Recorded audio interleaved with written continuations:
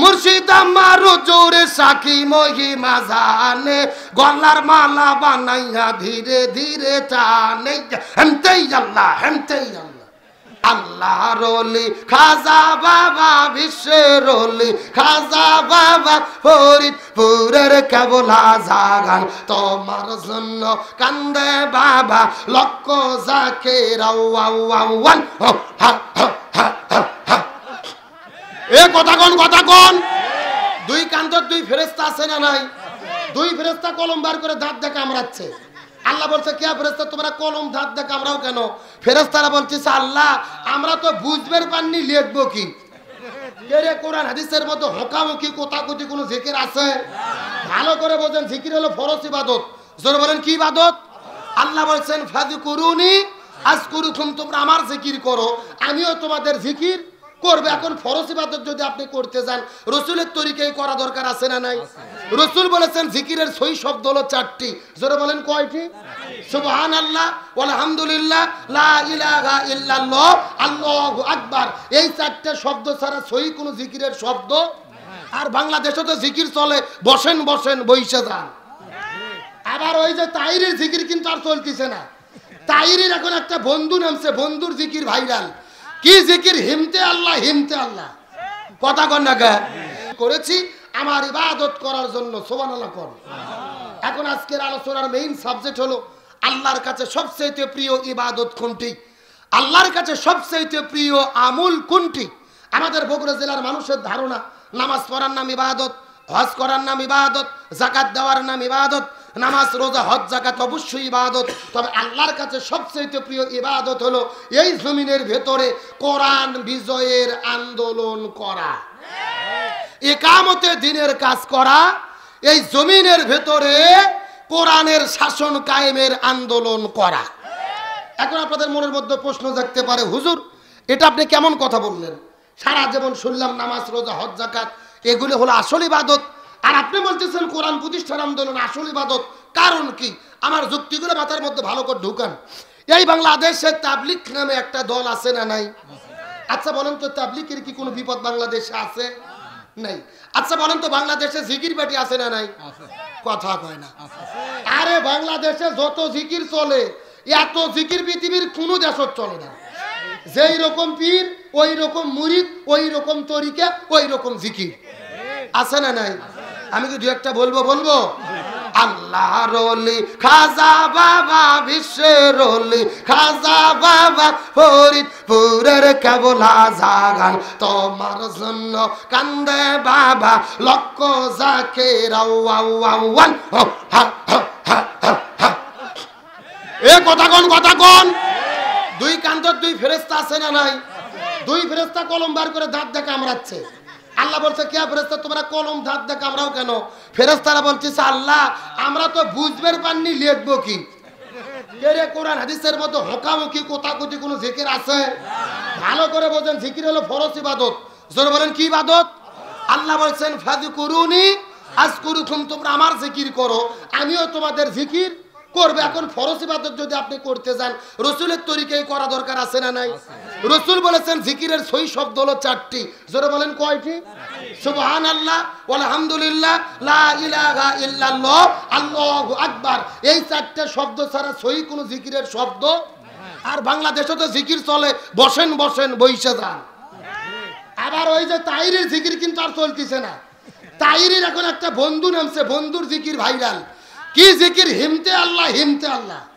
কথা কন না কে?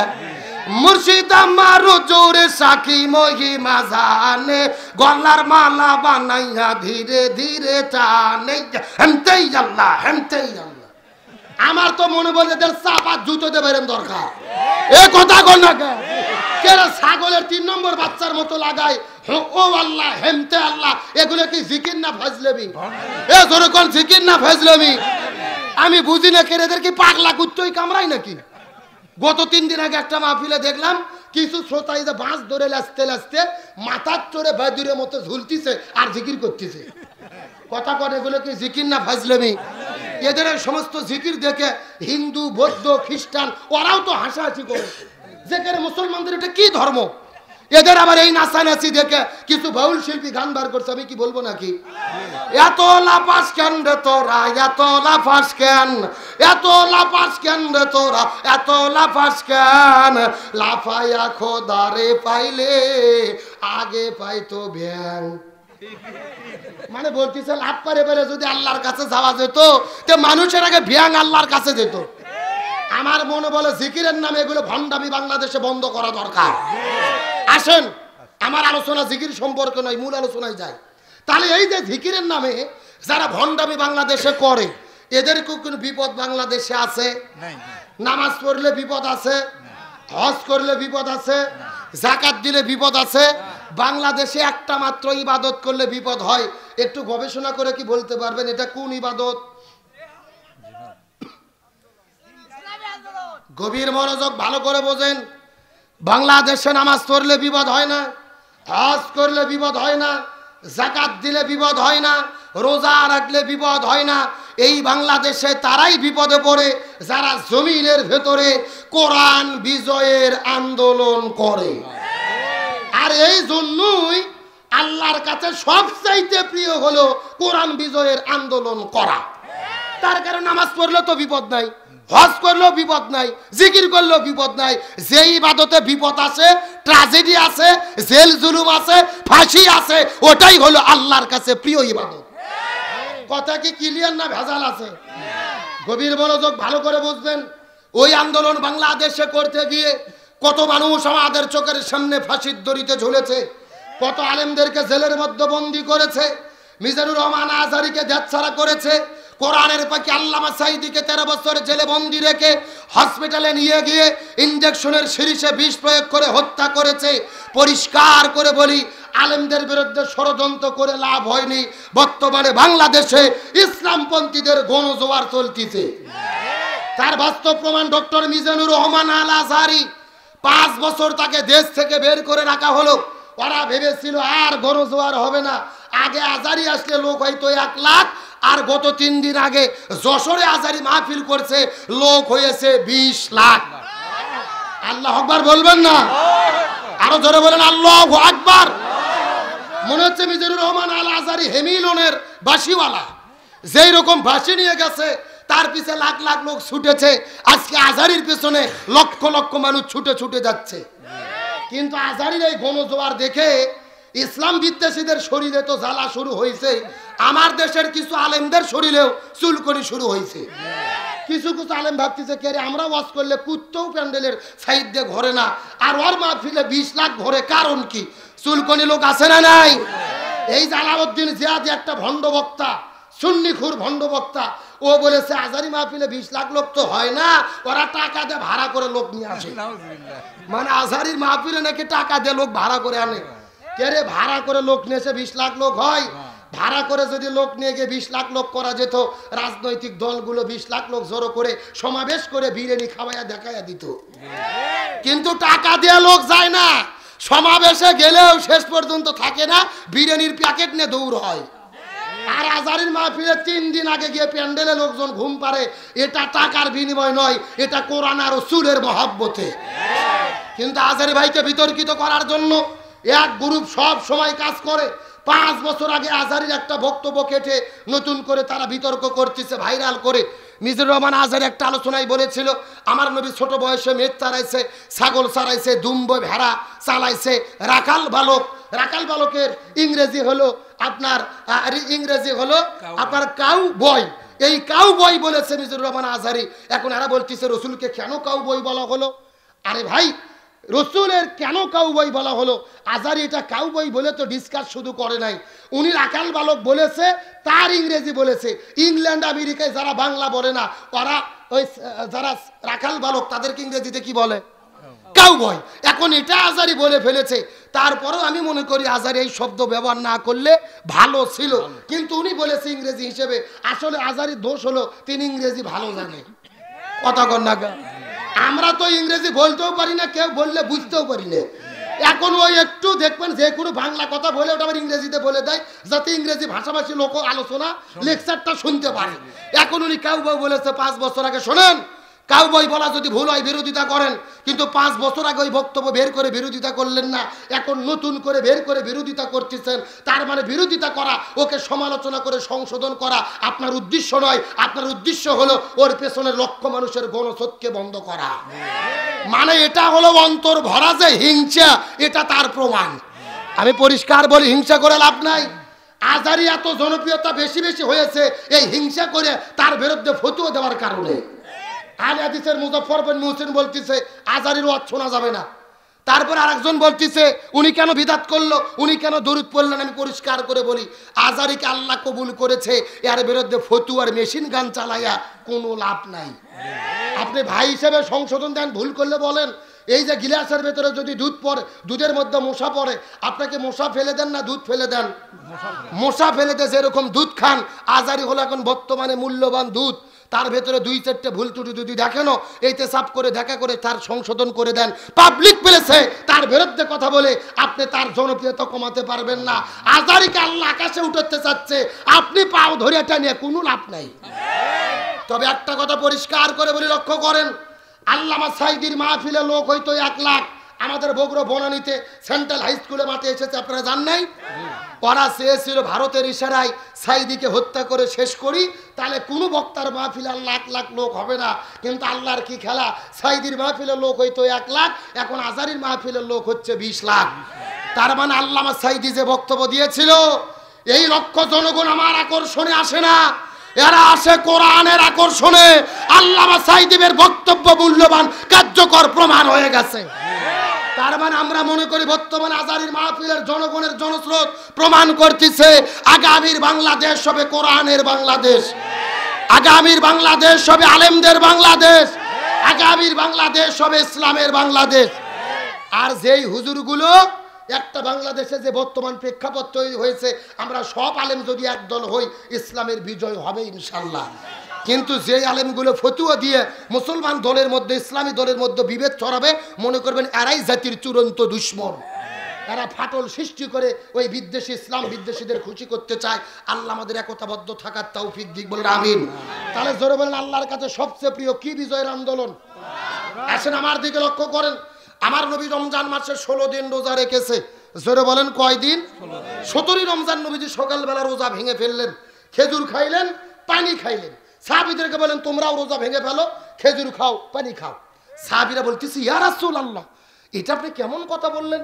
আপনি না 3 দিন আগে ওয়াজ করলেন একটা রোজার এত গুরুত্ব, এত দাম, ইচ্ছে করে যদি কেউ একটা রোজা ছেড়ে দেয় লাগাতার 60টা রোজা রাখতে হবে, আবার যদি একটা রোজা ছেড়ে দেয় আবার লাগাতার 60টা রোজা রাখা লাগবে।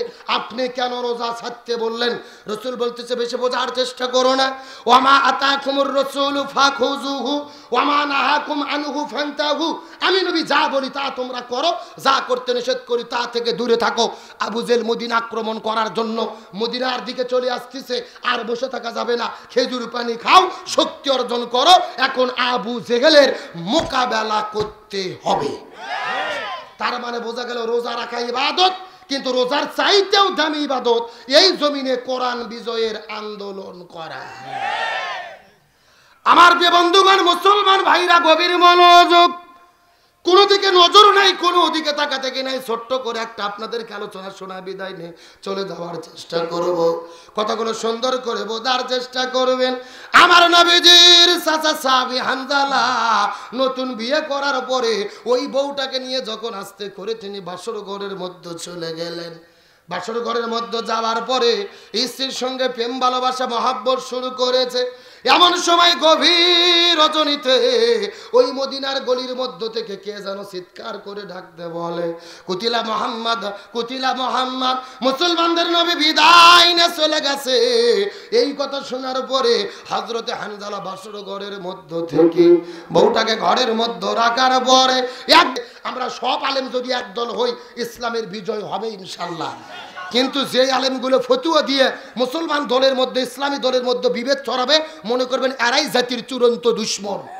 এরা ফাটল সৃষ্টি করে ওই বিদ্বেষী, ইসলাম বিদ্বেষীদের খুশি করতে চায়। আল্লাহ আমাদের একতাবদ্ধ থাকার তৌফিক দিক, বলেন আমিন।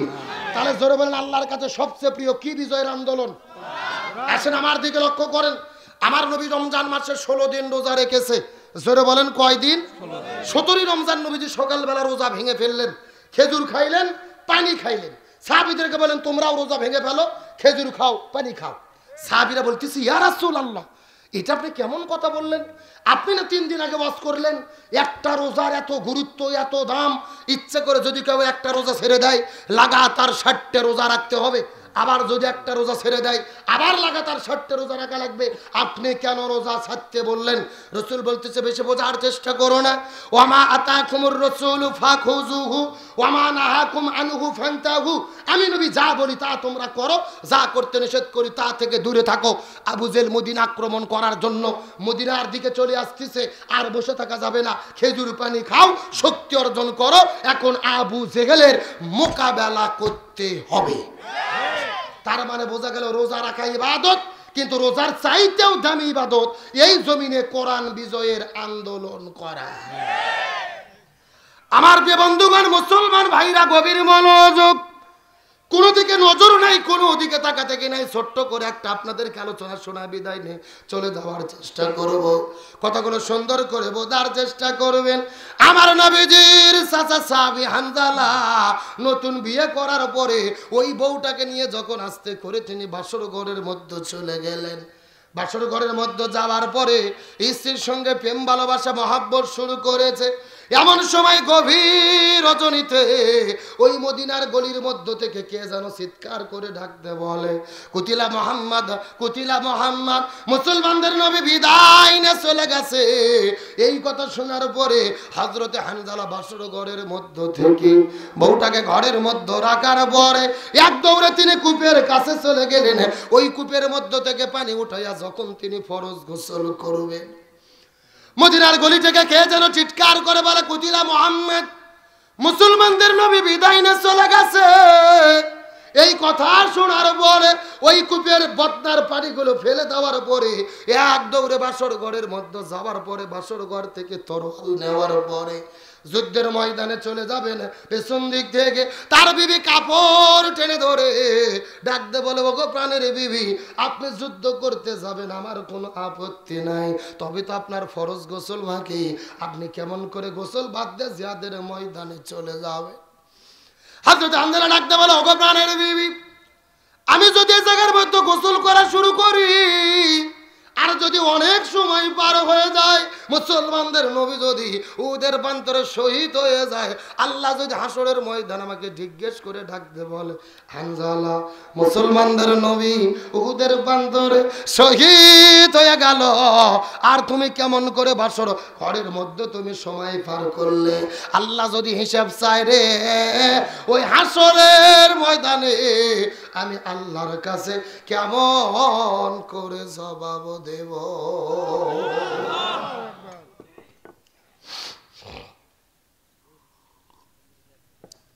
এই কথা বলার পর সাহাবী হানজালা বাসর ঘরের মধ্যে থেকে ওই তরোয়াল নেওয়ার পরে দৌড়ানো শুরু করলেন। দৌড়াইতে দৌড়াইতে তিনি চলে গেলেন উহুদের প্রান্তরে যাওয়ার পরে যুদ্ধ করা শুরু করলেন। যুদ্ধ করতে করতে যখন ফজরের নামাজের আযান হয়ে গেল, ফজর নামাজ পড়তে পারলেন না, কাজা হয়ে গেল। যেহেতু তার ফরজ গোসল বাকি ছিল, ফরজ কাজা হলো, জোহর কাজা হলো, আসর নামাজটাও কাজা হয়ে গেল। এক নয়, দুই নয়, 3 ওয়াক্ত নামাজ কাজা হয়েছে। জোরে বলেন কয় ওয়াক্ত? আরো জোরে বলেন। এ বগুড়া কালোর মুসলমান গভীর মনোযোগ, একদিকে তিনি ফরজ গোসল কাজা করেছে, অন্যদিকে 3 ওয়াক্ত ফরজ নামাজ কাজা হয়ে গেল। যুদ্ধ করতে করতে আসর নামাজ পড়ে কয়েকজন জালেমের বাচ্চাকে জমিনের মধ্য থেকে বিদায় করে দেওয়ার পরে পিছন দিক থেকে একটা কাফের আসার পরে হানজালার কাঁধের উপরে আঘাত করেছে। হযরত হানজালা মাটির মধ্যে পড়ে গেল। ঝরঝর ঝরঝর ঝরঝর ধর করে রক্ত পড়া শুরু করলেন।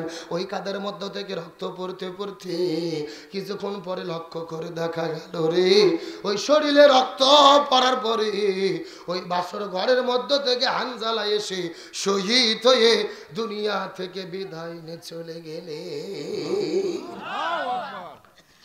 এ বগুড়া কালোর মুসলমান গভীর মনোযোগ, ওদের প্রান্তরে শুধু হানজালা নয়, নবীজির ৭০ জন সাহাবী শাহাদাত বরণ করেছে। নবীজির ৭০ জন সাহাবী শহীদ হয়ে গেছে। আজকেও যারা মক্কা মদিনায় হজ আর উমরা করতে চলে যান, ওই মদিনায় যাওয়ার পরে উহুদের প্রান্তরে উহুদ পাহাড়ের পাদদেশে কিন্তু লক্ষ্য করে দেখা যায় একই জায়গার মধ্যে নবীজির ৭০ জন সাহাবীর কবর রয়েছে।